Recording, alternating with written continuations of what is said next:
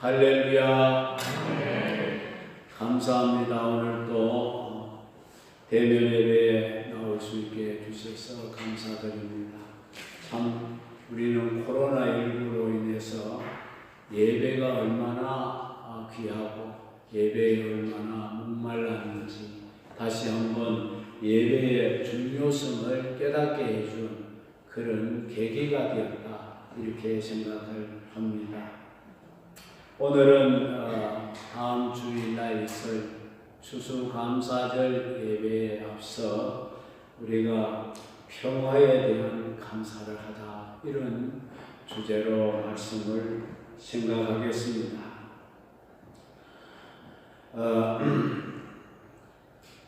우리가 말하자면은 모든 것이 다 하나님의 은혜고 하나님께 감사드릴 것 뿐이지만은, 우리가 그렇게 고백할 수밖에 없지만은 어느 하나라도 우리에게 감사하지 아니했던 것이 없지만은, 그래서 바울은 범사에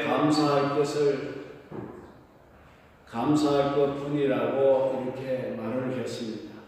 사실은 금년에 우리에게도 감사보다는 원망과 좌절의 순간들이 많았다, 이렇게 볼 수도 있지만은, 그러나 우리는 큰 의미에서 감사한 한 해가 되었다, 이렇게 생각합니다. 왜냐하면 하나님을 사랑하는 자, 그 뜻대로 부르심을 입은 자들에게는 모든 것이 합력해서 선을 이루어 주신다고 하나님이 약속을 하셨기 때문인 줄로 믿습니다. 코로나19도 그렇고 사회적으로 여러 가지 어려운 이 모든 것들이 우리 백성들을 깨우치고 우리 교회를 깨어나게 하고 성도들의 심령을 깨우는데 많은 그런 유익을 준 줄로 믿고 하나님 앞에 감사해야 될 줄로 믿습니다. 감사치 않을 일이란 아무것도 없다고 고백할 수밖에 없습니다. 그래서 오늘은 특별히 하나님께 감사할 일을 생각해 보겠는데, 무엇보다도 금년에도 우리에게 하나님이 평화를 주심에 대한 감사를 이번 감사절 날은 꼭 한번 특별히 드려볼 수 있기를 바라겠습니다. 금년에도 하나님은 우리에게 평화를 주신 것을 감사합시다. 우리나라에 평화를 주신 거 감사하고 우리 가정에 평화를 주신 거 감사하는 여러분들이 되시기를 바랍니다. 그래서 우리가 평화를 주신 하나님께 무엇보다도 감사를 드려야 하겠기에 오늘 이 말씀으로 평화에 대한 감사를 생각해 보고자 합니다. 우리 민족에게 6.25가 있은 지 은 70여 년이 지나가고 있습니다. 이렇게 세월이 흐르다 보니 6.25를 직접 몸으로 겪었던 세대는 이 세상을 다 떠나가고 얼마 남지 않았습니다. 대신에 직접 6.25를 경험하지 못한 세대들이 우리 대한민국의 주류가 되었습니다. 그래서 지금의 국민들 대다수는 6.25의 그 참상, 동족상잔, 전쟁의 그 상처를 알지 못하고 자라난 그런 세대들입니다.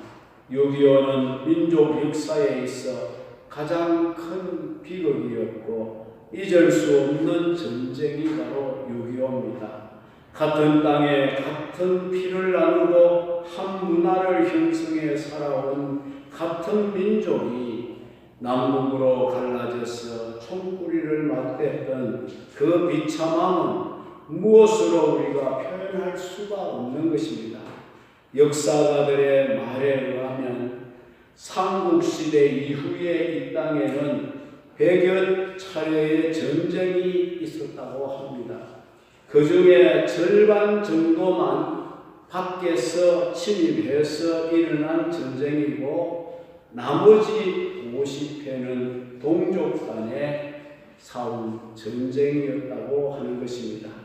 이런 많은 내부적 싸움 가운데 가장 비참하고 비극적인 피해가 있었던 큰 전쟁이 바로 6.25 남침 전쟁입니다.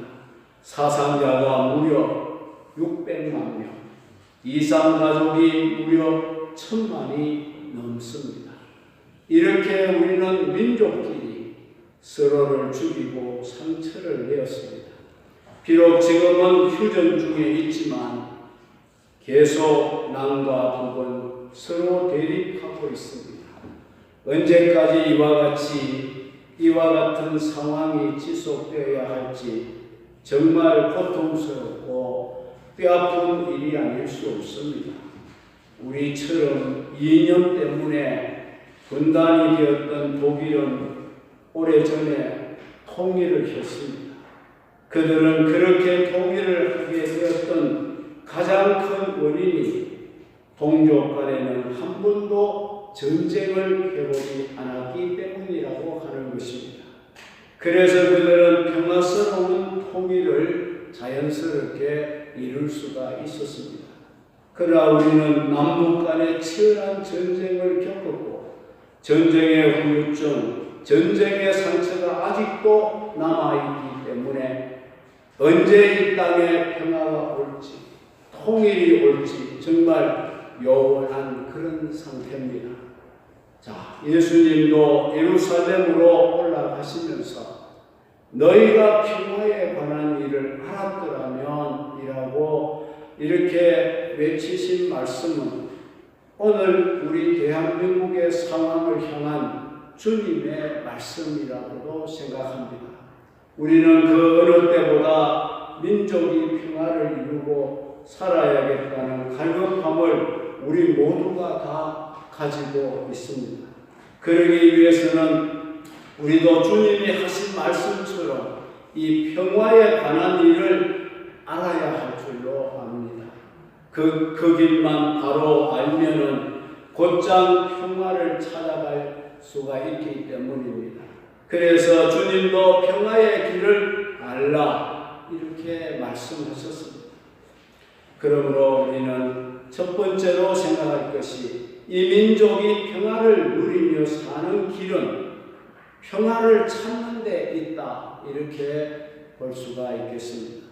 41절로 42절에 가까이 오사 성을 보시고 우시며 이르시되 너도 오늘 평화에 관한 일을 알았더라면 좋을 뻔하였거니와 지금 내 눈에 숨겨졌도다 라고 말씀했습니다.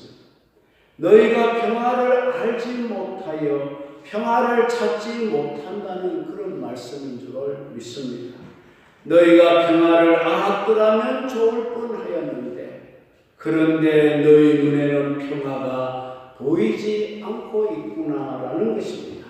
평화가 보이지 않는다는 이 말은 평화의 사신이신 예수님을 곁에 두고도 그들이 보지 못함을 주님이 그 답답함을 토로하신 것입니다. 사실 이스라엘 민족은 평화를 잃었던 민족입니다. 로마의 식민지 하에 있으면서 지배계층과 긴장된 관계에 있었습니다. 민족 의식이 강한 유대인들은 로마 정권에 협조하지 아니하고 항상 대립적인 관계에 있었습니다. 또한 그들 내부적으로도 분열이 되어 있었습니다. 같은 유대 땅에 사는 사람들이지만 남부에 있는 유대 사람들과 중부에 있는 사마리아 사람들과 북부에 있는 갈릴리 사람들이 서로 상종도 하지 않고 왕래도 하지 않을 정도로 극심한 대립을 하고 있었습니다. 지역 감정이 얼마나 심화되어 있었던 것을 볼 수 있습니다. 그런가 하면 유대인의 지도층은 사두개파와 바리새파로 분열되어 있었습니다. 이들은 서로 열성당원이라고 고집하며 분열했습니다. 한편 당시에 관리들은 부패할 대로 부패하였는데 그 중에 한 사람 삭개오라는 사람도 있었습니다. 한마디로 유대 땅은 평화를 잃은 땅이고 화합을 잃어버린 백성들입니다. 그러니 예수님이 눈물을 흘리셨습니다. 눈물을 흘리십니다. 너희가 평화의 길을 알았더라면 하고 주님이 탄식하시게 된 줄로 믿습니다. 오늘 우리 대한민국을 향하여서 너희가 평화의 길을 알았더라면 이라는 주님의 눈물 흘리며 탄식하는 모습을 여러분들이 볼 수 있기를 바랍니다. 예수님의 이런 말씀은 오늘 한반도에 살고 있는 우리를 향한 말씀이기도 하는 것입니다. 북한은 지금 핵무기를 완성했다고 주장하고 북한 대표는 서울을 불바다로 만들 수 있다고 오래전부터 협박해오고 있습니다.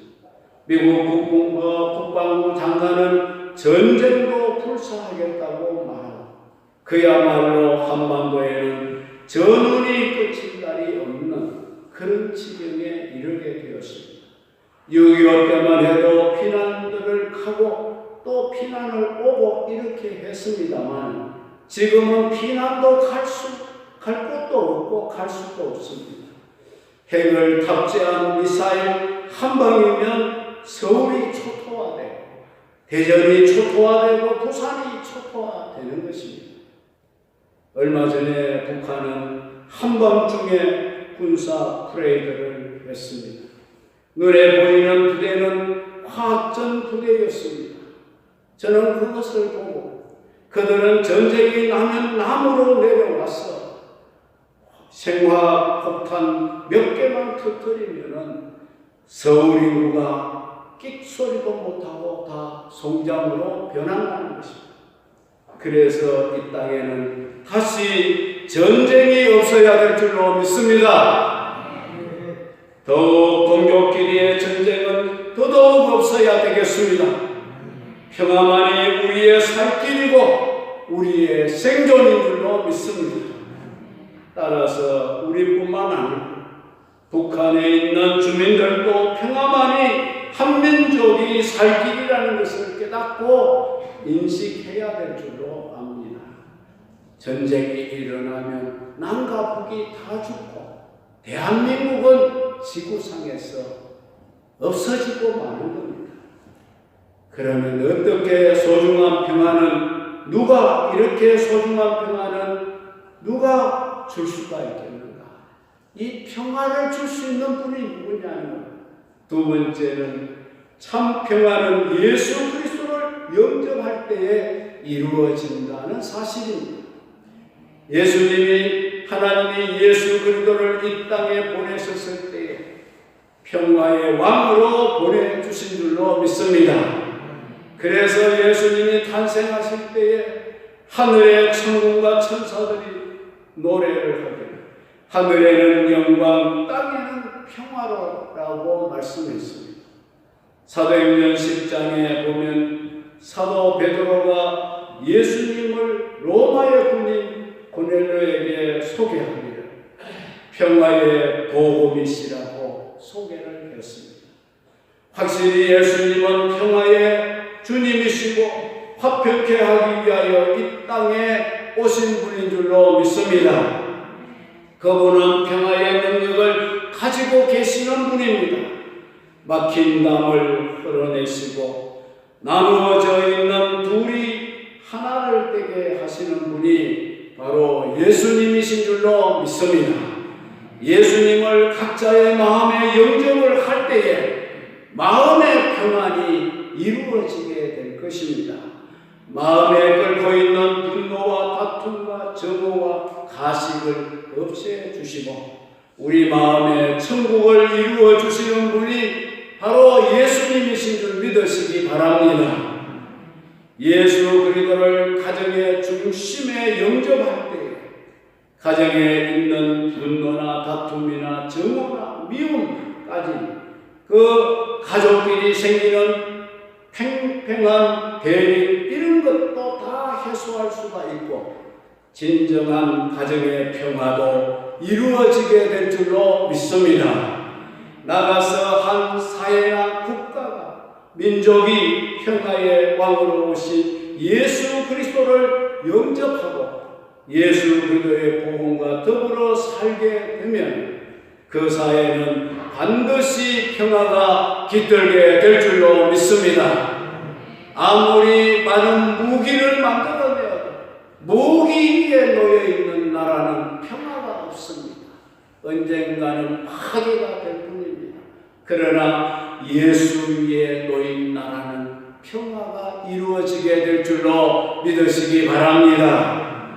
예수님은 평화의 주이시며 평화의 능력자이시고 평화를 이루게 하시는 분이신 줄로 믿으시기 바랍니다.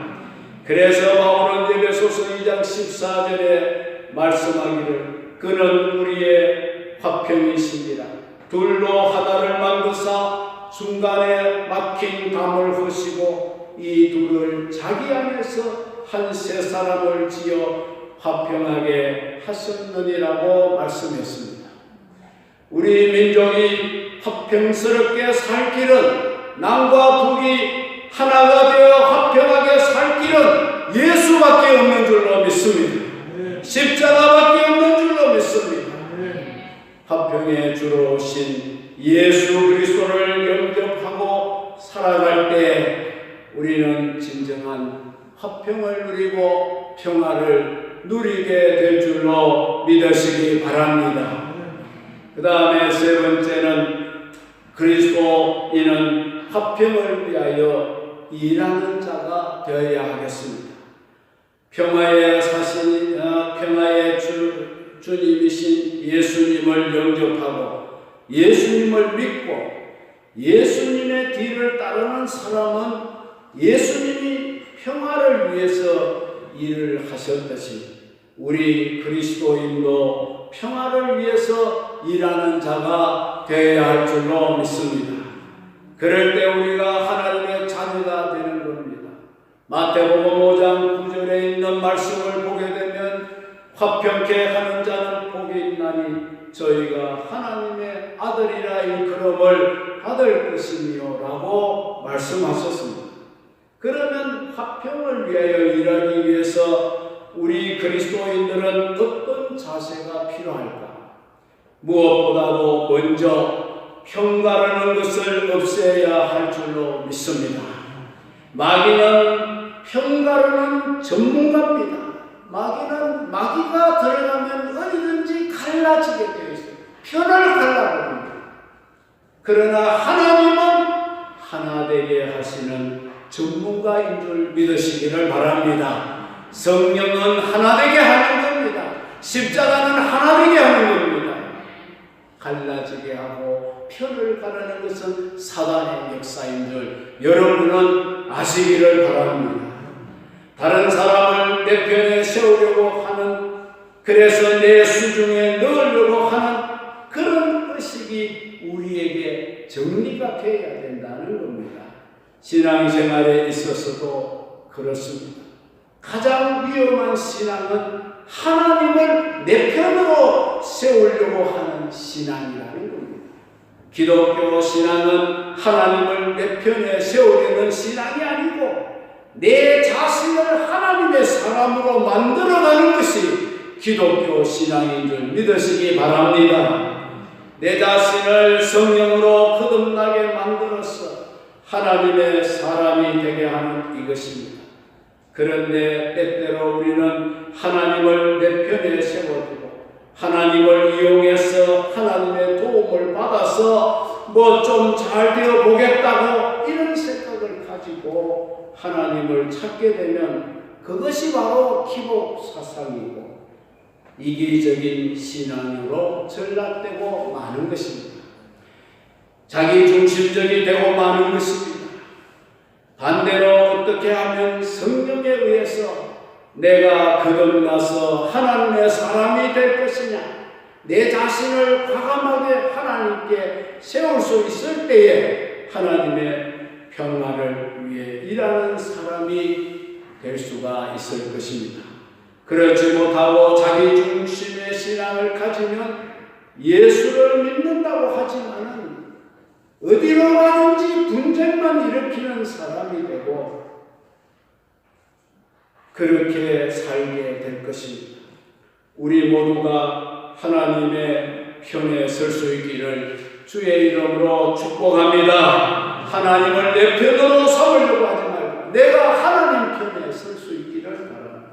하나님께로 돌아설 수 있을 때에 하나님께서 원하시는 평화를 위해 일할 때 어떤 것에 대한 차이점보다도 공통점을 찾을 수 있는 지혜가 생겨지게 될 줄로 믿습니다.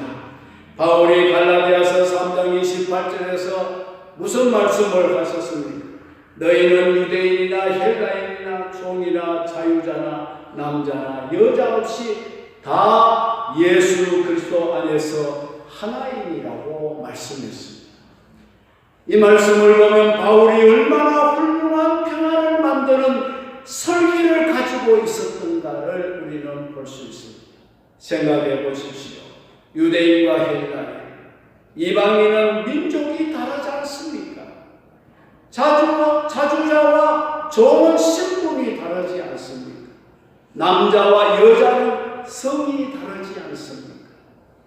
이렇게 엄청나게 다른 것이 있음에도 불구하고 이 다른 것이 중요한 것이 아니고 예수 그리스도 안에서 하나라는 것이 중요하다는 겁니다. 공통점이 더 중요하다는 겁니다. 그 공통점을 찾아서 우리가 부각을 지켜나갈 때에 비로소 평화를 이루게 될 줄로 믿습니다.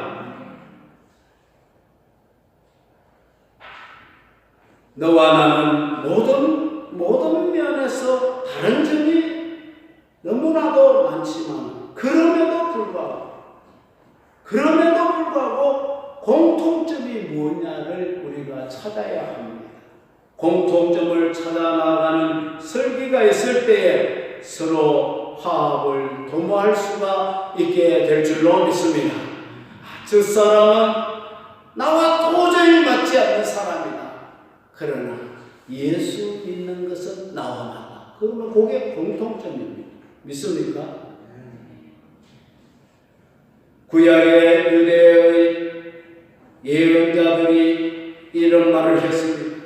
이스라엘 민족도 역시 한때는 남북으로 갈라졌을 때가 있었습니다.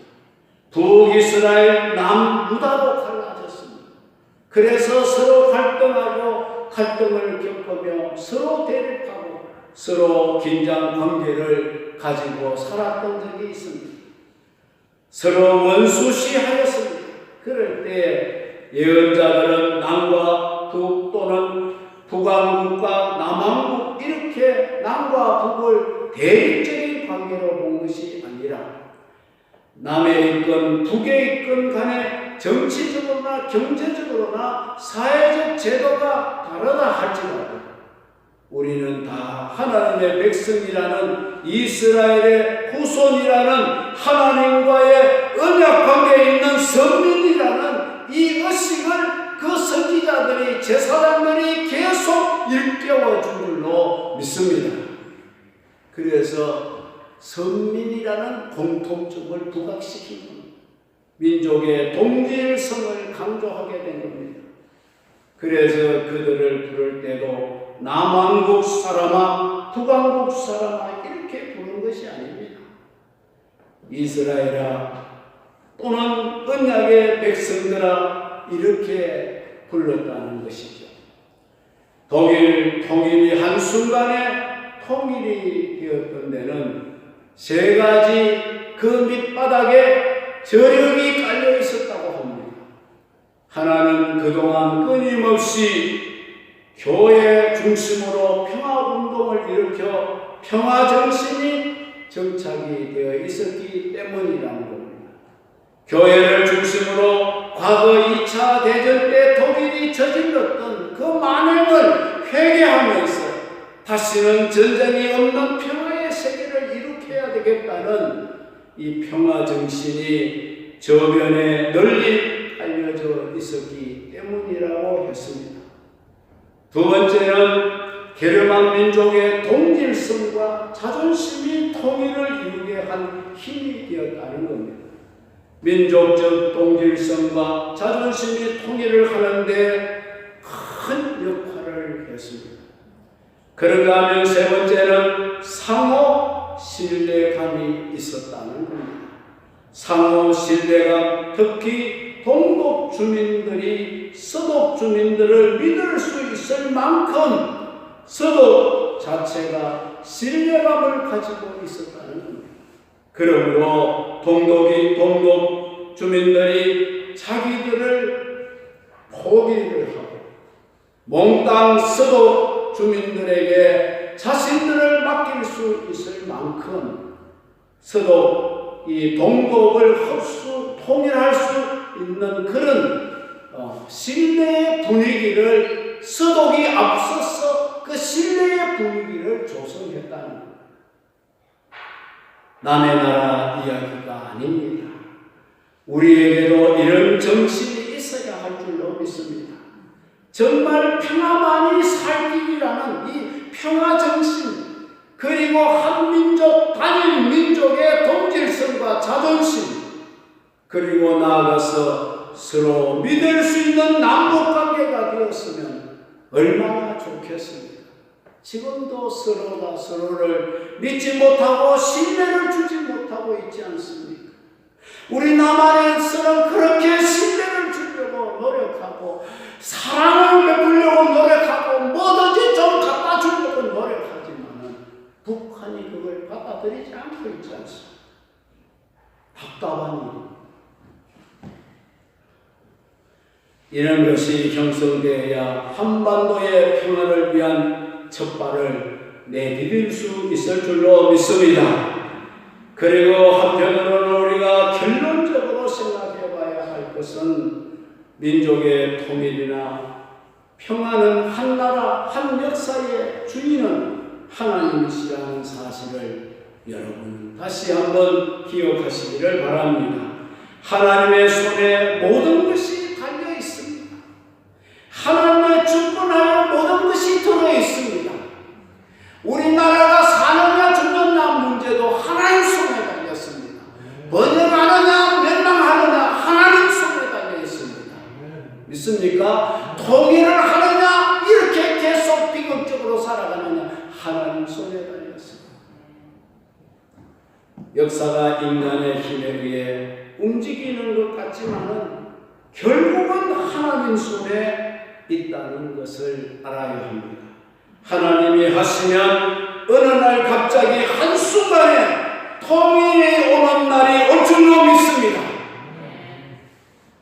우리 신자들은 먼저 분단에 대한 우리의 잘못을 하나님 앞에 절절히 회개하고 통일을 바라보게 될 때 능력의 하나님이 민족의 분단을 해결해 주실 줄로 믿습니다. 우리 믿는 성도들이 먼저 하나님 앞에 회개를 해야 합니다. 우리는 감사절을 앞에 두고 과연 우리가 무엇을 하나님께 감사하며 감사절에 특별히 우리가 감사를 드려야 할까? 그것은 지난 세월에도 우리에게 평화를 주신 하나님, 어제까지만 해도 오늘도 하나님이 이 순간도 평화를 주신 데 대한 감사가 있어야 될 줄로 믿습니다. 지금까지도 우리에게 하나님이 평화를 주시며 앞으로도 하나님이 우리의 평화를 지켜주실 수 있기 때문에 우리는 이번 감사절에는 지금까지 우리에게 평화를 주신 하나님께 감사드리는 감사의 절기가 되어야 할 줄로 믿습니다.